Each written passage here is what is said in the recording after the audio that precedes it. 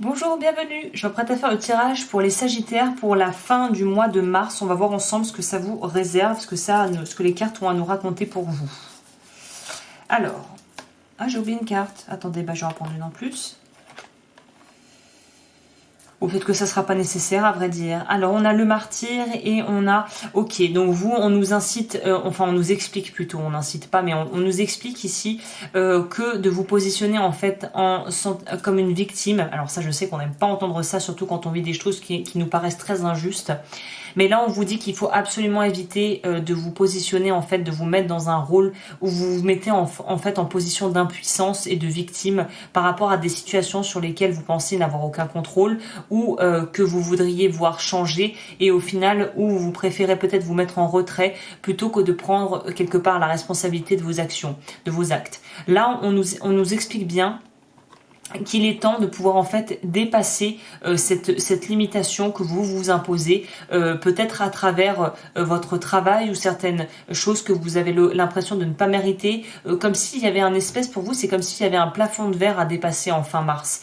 J'ai l'impression que l'entourage n'est pas forcément très bienveillant, ou peut-être que vous prêtez trop d'attention à ce que les gens peuvent dire et penser de vous, ou vous demandez peut-être aussi des retours par rapport à des choses que vous faites pour avoir des conseils, mais vous dirigez peut-être vers des personnes qui sont pas du tout en fait compétentes dans ce que vous faites ou qui n'ont pas les ressources et qui n'ont pas peut-être la justesse dans le discernement qui est nécessaire peut-être pour vous aider. Donc là, j'ai envie de vous dire déjà, essayez de voir où vous allez demander de l'aide, vers qui vous vous tournez quand vous êtes en difficulté. Est-ce que vous refusez de vous demander de l'aide si vous êtes en difficulté? Aussi, ça peut être un indicateur de peut-être avoir besoin d'aller plus, mais plus vers l'extérieur. Ou si vous le faites déjà et que vous arrivez à aller vers les autres, de demander du feedback à des personnes qui sont capables de pouvoir vraiment vous donner un avis concret sur la question. Pour vous donner un exemple simple, si vous travaillez dans la pub ou je sais pas, dans le graphisme, dans quelque chose où on est dans quelque chose de marketing, vous n'allez pas demander à grand-mère Tati si le packaging est joli et pratique à utiliser pour un shampoing où la tranche de cible de votre shampoing c'est les 20-35 ans. Donc il y a vraiment une notion d'aller demander du feedback aux bonnes personnes et d'éviter à tout prix de se retrouver en fait en sandwich, pris en sandwich dans des histoires, des conversations et des racontards de couloirs qui au final n'apportent rien, ne font pas évoluer les choses et au contraire auront plutôt tendance à fragiliser peut-être une estime de vous qui ce mois-ci est pas, en cette fin de mois, qui est pas tip top. Donc faites-vous conseiller bien, allez chercher la demande aux bons endroits et il y a vraiment cette notion aussi de pas alimenter des choses négatives, de la négativité, que ce soit par rapport à votre propre discours intérieur ou par rapport à des relations que vous pourriez avoir avec vos proches ou avec des collègues qui seraient peut-être pas très épanouissantes et surtout qui tireraient pas vraiment les choses vers le haut. Donc attention à vos mots, à comment vous les utilisez et au dialogue intérieur que vous dites toute la journée en fait. Et il faut que vous soyez vigilant cette fin de mois par rapport à ça. Ok, intéressant déjà. Waouh, c'est... ouais. Ça pouvait pas être super parfait, il fallait bien quelque chose pour que vous ayez à travailler, sinon c'est pas drôle. Donc là, ce qu'on nous dit ici, c'est intéressant. Quand je vois l'as de coupe où on nous parle de bonne entente, de quelque chose qu'on amorce un départ par rapport à un projet ou par rapport à une relation ou qu'on modifie, on évolue dans une relation déjà existante, qu'on nous dit qu'en plus l'aide est à portée de main ou plutôt qu'on souhaite s'investir dans quelque chose de plus profond au niveau peut-être de votre vie sentimentale si c'est par rapport à une relation qui était émergente ou là on veut s'investir dans quelque chose de beaucoup plus poussé. Ce qui est intéressant, c'est qu'on voit que la nuance au tableau, la fameuse petite nuance au tableau, c'est la lune. C'est intéressant que je donnais l'exemple d'une vieille dame, enfin de Tati, de grand-mère Tati. Là, on nous parle en fait, pour moi, vous voyez, c'est intéressant. En plus, les cartes se répondent vraiment bien puisqu'au niveau des coloris, vous voyez, les coloris sont très ressemblants.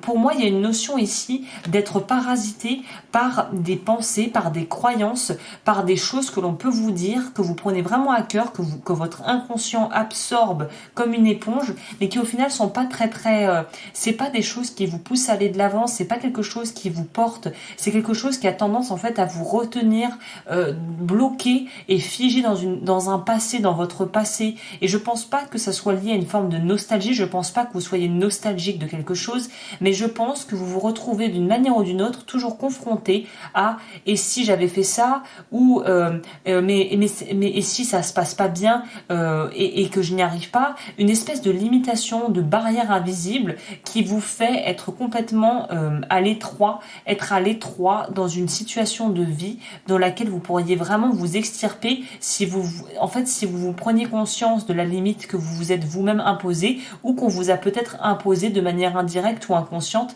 à travers votre éducation ou votre milieu familial, votre famille, les croyances familiales. Il y a quelque chose de l'ordre de se délester du poids de certaines croyances de vos proches ou de leurs propres peurs et de leurs propres doutes par rapport à votre évolution qui au final ça leur appartient. Quand ils vous parlent de mais est-ce que tu vas y arriver, mais tu vas jamais y arriver, ils parlent d'eux en fait. Ils ne parlent très rarement de nous. Les gens quand ils nous partagent des choses de l'ordre de leurs craintes par rapport à ce que l'on pourrait lancer quand on veut lancer un projet ou une nouvelle relation, les gens parlent en général d'eux, ça reflète des parties d'eux-mêmes, des peurs qu'eux ont. Et en fait, vous pourriez avoir tendance à être dans des relations à effet miroir où les gens vont vraiment vous pointer en fait vos propres peurs que vous n'avez pas digérées, que vous n'avez pas assimilées et elles vont vous mettre vraiment le doigt là-dessus en cette fin de mois. Donc soyez vraiment vigilants et voyez ça presque comme un cadeau, à savoir que partout où vous vous sentez un petit peu en fait mobilisé et que vous vous sentez mal à l'aise par rapport à quelque chose qu'on aurait pu vous dire, et allez voir tout de suite de quoi ça parle. Qu'est-ce que la peur vient soulever? Quel est le besoin qui n'est pas rempli ou qui n'est pas assimilé derrière la peur? Derrière la peur, il y a toujours des besoins, derrière toutes les émotions plus ou moins désagréables, il y a un besoin qui n'est pas comblé ou qui n'a pas été entendu. Cherchez le besoin. Quel est le besoin qui n'est pas rempli? Et tâchez de le remplir par vous-même, préférablement apparemment. Ok, au niveau sentimental... Ah, c'est marrant, je parlais de la nostalgie. Là, dans votre vie sentimentale, j'ai l'impression pour les célibataires où il y a des gens, oui, ça me parlerait plutôt des célibataires. Bon, là, vous avez envie d'y aller, vous. Je sais pas ce qui se passe.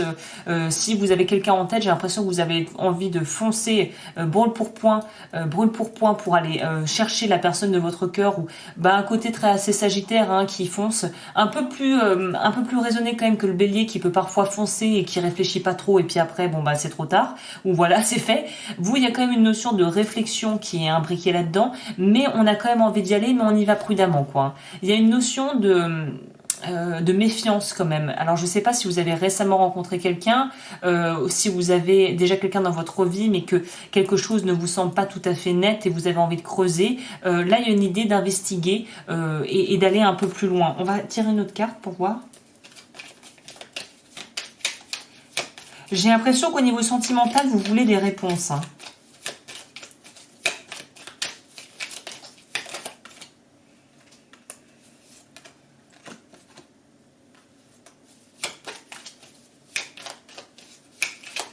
Il y a un peu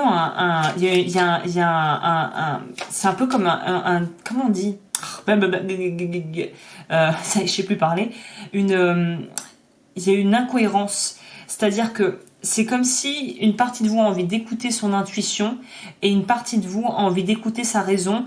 L'intuition veut aller à gauche, la raison veut aller à droite. Qu'est-ce qu'on fait? Il y a un peu quelque chose de l'ordre, pour moi, ça va plus me parler là des gens célibataires ou qui sont en couple, mais des relations récentes, naissantes, où on sait pas, on va, c'est flou. Ça nous ramène aussi peut-être à cette énergie de la lune dans le tarot, qui est quand même une carte à double connotation, à double tranchant. Ça peut nous parler de sortir d'illusions, ça peut nous parler justement de se bercer d'illusions. Là, on sent que vous avez envie de clarté et que vous avez du mal à aller vers, de poser les actions nécessaires pour avoir cette clarté. C'est intéressant, c'est très duel. On vous demande de faire appel de sagesse. C'est marrant, mais les personnes âgées, ou en tout cas des énergies plus âgées que vous, reviennent très très très fort dans votre tirage.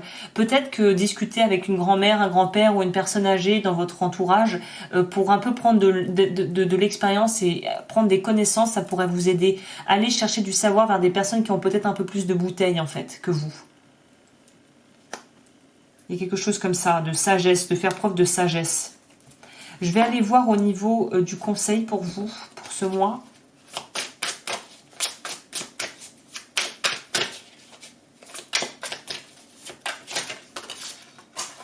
Trop de cartes. Ah, le pendu. Le pendu.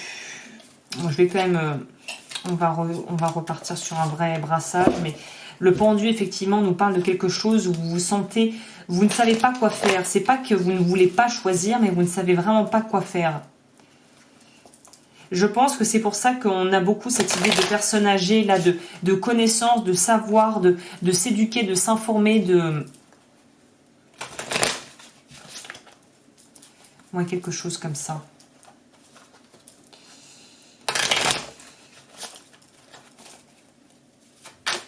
On va voir ça.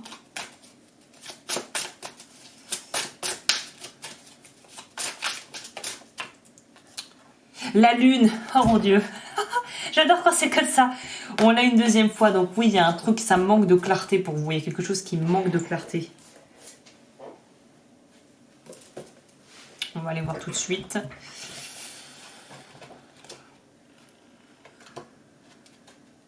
C'est un peu nébuleux, quoi.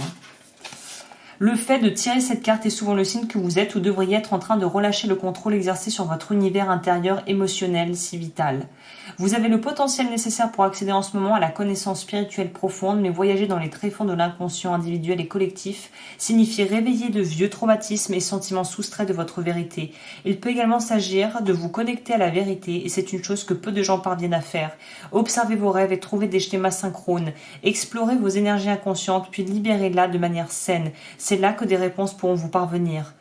Le soin personnel, on vous dit là, c'est chaque jour dorénavant surveiller vos cycles de sommeil. Ces périodes de 90 minutes comprenant 5 stades. Pour ce faire, vous pouvez télécharger une application. Votre objectif est de bénéficier de 8 bonnes heures de sommeil chaque nuit. Instaurez un rituel au moment du coucher. Éteignez tous les appareils électroniques présents dans votre chambre et ne perturbez votre sommeil sous aucun prétexte. Là, l'affirmation, c'est je m'engage à être plus en phase avec mes émotions et mon univers intérieur.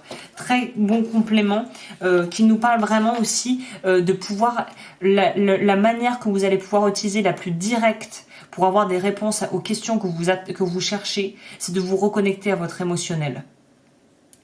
Là, il n'y a pas photo. Hein.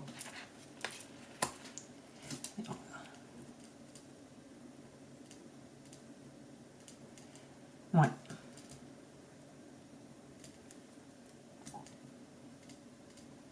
Je note en même temps. Hein. C'est pour les titres des vidéos, pour gagner du temps, parce que je n'ai pas que ça à faire de regarder toutes les vidéos pour aller trouver un des titres. Donc voilà ce que je peux vous dire pour vous. Si vous souhaitez être accompagné, n'hésitez pas à me contacter. Toutes mes informations et coordonnées sont en barre d'infos. Et je vous souhaite une très très jolie fin de mois. Vraiment, les réponses, vous pouvez les avoir. C'est vous, il y a une partie de vous qui fait barrage parce que vous avez peut-être peur ou pas envie d'entendre certaines choses. Il va falloir dépasser cette limitation que vous avez. Voilà ce que je peux vous dire.